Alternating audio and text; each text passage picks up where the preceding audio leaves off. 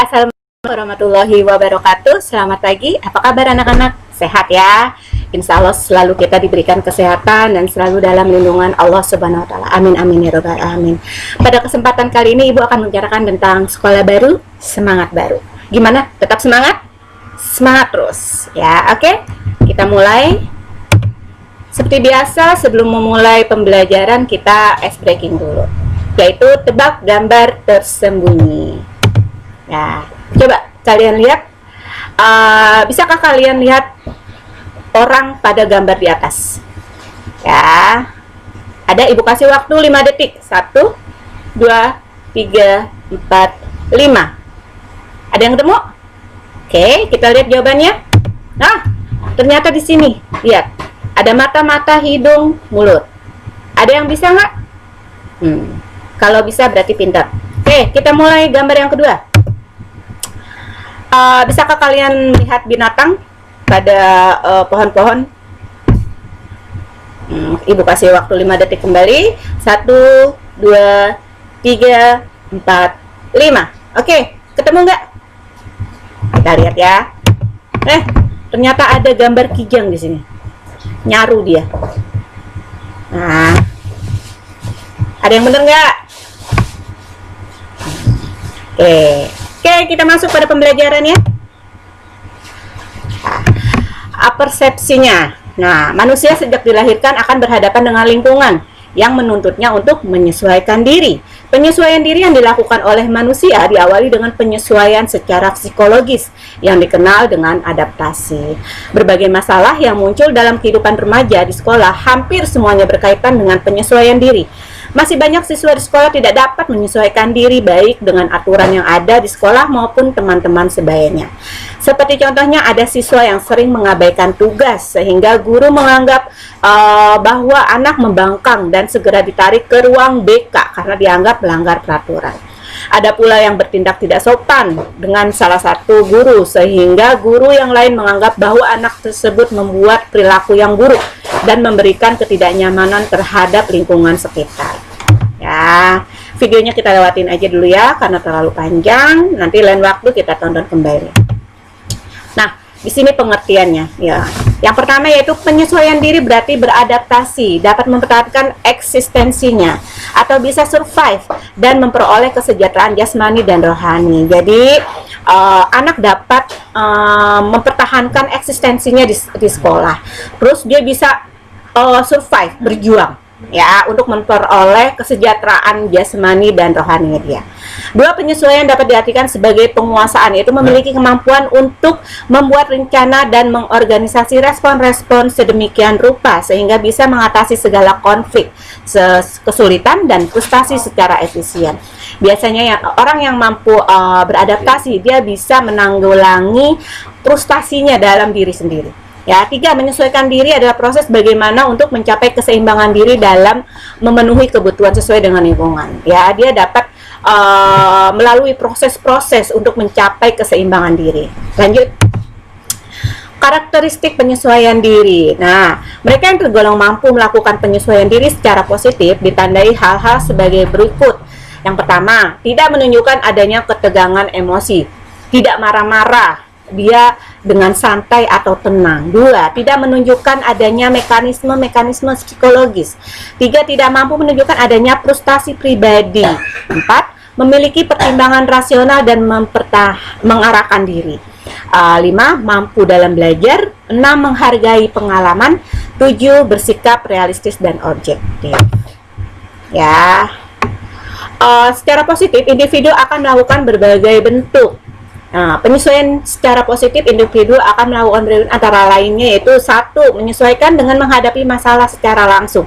Dia bisa menghadapi masalah ya, tidak menunda-nunda masalah. Terus 2, penyesuaian dengan melakukan eksplorasi, dia akan mengeksplor apa yang terjadi. 3, menyesuaikan dengan trial dan error, yaitu mencoba-coba. 4, menyesuaikan dengan substitusi. 5, menyesuaikan diri dengan menggali kemampuan pribadi, dia akan menggali kemampuannya. Ya, 6, menyesuaikan diri dengan belajar, dia akan terus belajar. 7, menyesuaikan diri dengan inhibisi. Yang ke-8, menyesuaikan diri dengan perencanaan yang cermat. Faktor faktor yang mempengaruhi dalam proses penyesuaian diri. Yang pertama, kondisi jasmani, yang meliputi pembawaan, konstitusi fisik, susunan saraf, kelenjar, sistem otot, kesehatan, dan sebagainya. Jadi, dalam penyesuaian itu dipengaruhi faktor-faktor, yaitu kondisi jasmaninya, pembawaannya, fisiknya, sarafnya, kelenjar-kelenjar, otot, semua mempengaruhi. 2. Perkembangan dan kematangan, terutama kematangan intelektual, sosial, moral, dan emosional. Jadi orang yang mempunyai kematangan dalam intelektual, sosial, moral, dan emosional, dia lebih tinggi untuk dalam penyesuaian dirinya, lebih bisa, lebih masuk. 3. Penentu psikologis yang meliputi pengalaman, belajar, pembiasaan, determinasi diri, frustasi, dan konflik. Ya. 4. Kondisi lingkungan, terutama rumah, keluarga, dan sekolah. Ya. Oke. Lanjut. Cara menyesuaikan diri di sekolah. Nih, kalian yang harus kalian perhatikan dalam menyesuaikan diri di sekolah baru kalian. Kalian sudah melaksanakan apa belum? Yang pertama adalah pelajari situasinya. Ya. Gimana sih situasi di sekolah? Misalkan orang-orangnya, karakter-karakter gurunya, teman-teman. Nah, kalian harus mempelajari situasinya, kondisinya. Ya, kedua, berbaik sangka, positive thinking. Jadi, ketika kalian memasuki lingkungan yang baru, positive thinking itu diperlukan. Ya, jangan sampai kalian negative thinking dulu. Gue sekolah di situ ntar gue nggak dapet temen lagi, gue sekolah di situ ntar gurunya galak-galak nih. Jangan, ya, kalian harus berbaik sangka, positive thinking. Nah, yang ketiga, sesuaikan keadaan sekolah. Jadi kalian harus bisa menyesuaikan diri dengan keadaan sekolah. Misalkan yang biasanya kalian masuk di sekolah yang lama setengah 7. Nah, pada saat kalian masuk di sekolah baru, ternyata sekolahnya masuk ke jam 6. Nah, otomatis kalian harus bisa menyesuaikan keadaan sekolah dengan keadaan kalian. 4. Mengetahui aturan-aturan yang ada. Jadi, dengan adanya sekolah yang baru, kalian harus bisa mengikuti aturan-aturan yang ada. Ya. 5. Mengikuti MOS. Untuk sekarang ini MOS ditiadakan ya, mungkin karena dengan keadaan pandemi ini, MOS itu dilakukan secara online, tidak untuk tatap muka. 6. Kenali dan hormati guru. Ini sangat penting. Jadi, ketika kalian memasuki sekolah baru, lingkungan sekolah baru, kalian harus mengenal dekat, mengenal bagaimana sih guru tersebut, karakternya, terus sifatnya. Jadi, kalian bisa enak untuk apa ya? Melakukan hubungan yang baik antara murid dengan guru. 7. Menghargai sesama. Jadi, kalian ketika kalian masuk ke lingkungan baru, sekolah baru, otomatis kalian mempunyai hubungan dengan teman yang baru. Otomatis kalian harus menghargai satu sama lain. 8. Menjadi diri sendiri. Nah, ketika kalian memasuki lingkungan baru atau sekolah baru, jangan suka menjadi orang lain. Jadilah diri sendiri. Nggak usah neko-neko, nggak usah ngikutin orang lain. Ini loh saya, ini loh gue, gitu. Oke, lanjut. Oke, lanjut. Semangat memasuki sekolah. Nih terakhir tips bagaimana semangat kalian dalam memasuki sekolah baru. Yang pertama, kalian harus membiasakan tidur lebih awal, bangun lebih pagi, karena sekolah yang baru kalian kemungkinan lebih pagi untuk waktu masuknya. Nah, yang kedua, siapkan perlengkapan belajar. Ketika kalian mau sekolah, otomatis alat-alat ATK kalian harus sudah siap. Perlengkapan belajar kalian harus sudah siap. Diibaratkan kalian mau perang, jadi peralatan perangnya sudah disiapkan. 3. Membuat jadwal atau mengatur waktu kegiatan. Nah, kalian harus bisa memanage waktu.